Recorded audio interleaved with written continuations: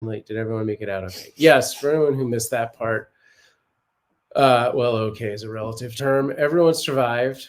All of the humans. I was the only human home at the time, so all of the kids were at school. Amanda was at work. We had 9 cats in the garage. I was in the garage. I'm not going to do the full story because I don't feel like crying on stream. So Sam was in the garage. Okay. He had headphones on. He was working on stuff out in the garage. When the internet cut out, that's when he left the garage to go see why the internet wasn't working. And when he stepped outside, he saw the house on fire. A nearby neighbor's gardeners were outside gardening and had already called 911. So the fire department was already on their way by the time Sam even knew what was happening. The first thing Sam did was run into our house to the living room to where Bartles was in the condo, cat condo. It's like a 4-level large metal cage that Bartles was living in our living room. He opened all the doors and tried to find Bartles. He was completely pitch black in that room because of all the smoke. The kitchen was like fully ablaze, like 5-foot flames shooting out the windows and stuff, like fully on fire. He felt all around for Bartles, couldn't find him, left all the doors to the condo open and ran back out of the house. Then he went around to the front. Fire department showed up. Firefighters were there. Then he called me. I showed up. We pulled all the carriers and stuff out of the garage. Eventually, once the fire was down far enough, firefighters did start to recover some of the cats. So they pulled out Nara and Moose, had them in carriers. We told them there was, mom with tiny baby kittens in the bedroom. They found Zinnia. They found 2 of her kittens. They missed one. One was still in the house. And they had managed to find Bartles, who was still alive. At that moment, when they had Bartles in a carrier, he was soaking wet, covered in debris, really bad smoke inhalation. But right before I knew that they had found him, when I was still yelling at them to find him, laying next to me in the backyard was the charred, burned cat condo that he had been, and literally everything inside of it was melted. The cat bed was melted, the ball tower was melted, everything in it was burned and melted and destroyed. And I just kept thinking to myself, oh my God, he was in there. And then we realized that they had actually already found him and put him in a carrier with Zinnia, and he was hiding behind her, and I couldn't even see him. So then I realized that we had him. I could tell immediately that he had smoke inhalation in his lungs and stuff. He was wheezing. And... Yeah. So Sam 100% saved that cat's life by going in there, even though he wasn't able to find him, because he opened all the doors to the condo. Bartles was able to escape and, get safe. So at that moment, we were still missing Bear, Aria, and Poppy. One of Zinnia's babies, Poppy. We had to wait another hour before they would let us look for them. They knew that Aria was in there. They said, they described her and they said, we've seen her and she's running and hiding from us and we can't get her. But they had not seen Bear. They had not seen Poppy. And we knew that Poppy was in that bedroom, Right. It wasn't like she was that hard to find. She was tiny and there was no way she wasn't in that room. So eventually they allowed us to go inside and search.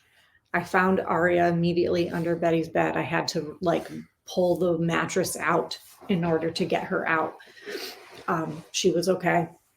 I went into our room and started searching for Poppy, and I found her underneath a folded up blanket that was folded. It was this big. That was just on the floor. And I went to move the blanket and it was heavy. And I was oh my God, there's a kitten in here. And it was Poppy. She could have easily just been stepped on by a firefighter's giant boot. she was right in front of where the cat tree was, like right in front of the kitty casa on the floor under that like gray fleece blanket. She was okay. She was under the blanket. That probably protects her from a lot of the smoke. That room didn't burn. It was just a lot of smoke. So already by that point, our friend Evelyn, who's a kitten rescue foster who lives around the corner from us, she was at the house before I was there, because she saw the helicopters and she looked on her Citizen app and saw our address and immediately ran over. So at that point, when we found Poppy, she had already left with Bartles and Zinnia and Oleander and Juniper to take them to the sanctuary. So I gave Poppy to my sister. I had my sister take her to the sanctuary. So then we had Inara, Aria, and Moose, but we still didn't have Bear. And we were searching and searching for Bear everywhere. The firefighters and I lifted up all the couches in the living room, lifted up the love seat. We were looking under every bed. We were looking everywhere. We could not find him anywhere. And I was really hoping that like he had escaped the house. Yeah. I thought, like the doors are open, the windows open or whatever. Maybe he just ran away and he's somewhere at like a neighbor's freaked out, in the bushes or something. So we were planning to have a bunch of kitten rescue volunteers come and set up traps and stuff for him. Yeah. I had to go get Iris from school. Betty was at school late that day for theater rehearsal for her play that was opening that weekend. So I went and picked Iris up from school and I had to tell her what happened. And the very first thing she said to me is Bear okay? And I had to tell her that he was the only cat we hadn't found yet, but we were not going to give up looking for him. And I was sure that he was safe and, all that. But I also knew that Bear was probably sleeping in the laundry room, in the laundry basket on the washing machine, which is right where the fire started, in our kitchen. And they pulled that out and it was just like this big burned, melted mess, and they ripped out everything from the kitchen, dining room, living room that had burned, and it was all just charred, and they like piled it all up in the backyard. So we were, deep inside, I was just really hoping that he wasn't in that. And then I took Iris, when I picked her from school, I immediately just took her to my friend Bridget's house. And while we were at Bridget's, like a couple hours later, Sam called and said he had Bear. And he was in underneath the love seat, which I had personally looked under. I had looked under it multiple times. The firefighters and I lifted it off the ground. So Sam thinks maybe he had climbed inside of it. Basically, like, it was like 3 hours later. It was like everyone had left. Oh, like, it was me and Evelyn at that point. The fire had, firefighters had gotten there at like 10:30, and this was at like 4:30. Yeah. So like I started, like that was the only thing I could think about was finding this damn cat. Cause like if it was the worst possible thing to me, because dealing with him not being there. Yeah. Like of all the cats to have lost Bear was the worst. Because of Iris's attachment to him and how sensitive Iris is. Yeah. So I kept looking and I just got to a point where I was like, I'm going to systematically go through every possible place I could think of him going with. And Sam had like treats and food. And so I was shaking treats. I opened cans of food. I was trying to get him to come out and he hadn't come out. He hadn't responded. I couldn't hear anything. So I started to go to all of the locations, and the first one was the laundry room pile, and I just couldn't bring myself to really dig through it just yet, because if I had found, a dead cat in that would be just too much. So I kind of like flipped it around, and that was it. And I went inside and looked under the love seat. And the thing with the love seat and the couch is that there's just tons of stuff under there.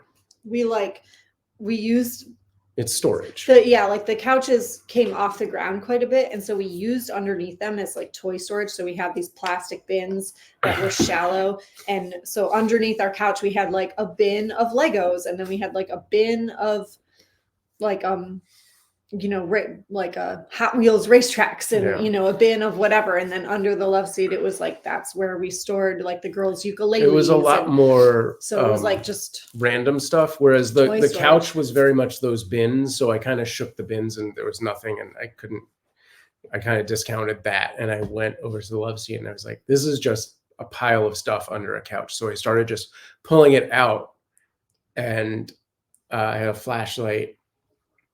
And I thought I saw him. And so I went to lift the couch or the love seat, and he wasn't there. And so I like went back to pulling everything out, and he was totally there. And so Evelyn came over, like I tried to grab him and he resisted and like pulled away and just clung for dear life onto like that love seat. So Evelyn came over and lifted the whole thing up, and I had to shimmy under and just wrap my body around him and like overpower him to get him to come out. And his nose, he's a black cat. Everything is black. His nose was completely pink. So yeah, I think what had happened is he had just climbed inside of it. So it's an IKEA love seat. It's just like a frame with a fabric cover, and then cushions on top. So I think he had just been in it. So every time somebody had lifted it, they didn't see him because he was in the love seat. But yeah, so we got him into a carrier, and Evelyn took him, and she bathed him, and she said the water was like pitch black. Yeah. And then she took him to Cynthia's, and Cynthia at that point already had Moose. Aria and Nanara were already at Bridget's house.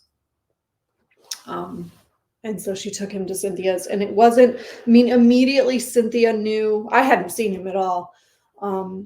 Immediately Cynthia knew that like he had a burn on his nose, but unfortunately she didn't discover the other burns for a while because, he was scared. He wasn't coming to her. She was trying to, give him his space and whatever. They were in a small like bathroom that was pretty dimly lit. So unfortunately, by the time she realized a couple days later that he had these burns and stuff all over his paws, they were already like badly infected, and his ears. So we're pretty like the vet said he like walked through fire. He clearly walked on top of something that was burning, that was on fire. So I'm pretty positive that he was in that laundry room and he was sleeping in that laundry basket. And at some point he woke up and realized that he was trapped. And the only way to get out was to run through the burning kitchen. And then he went into that love seat, and that probably saved him because I'm pretty sure the love seat and the couch were treated with some kind of fire retardant. And it may have worked as sort of like a filter as far as the air went, because even though he had sustained pretty bad burns, he didn't have any like smoke inhalation in his lungs or anything like that.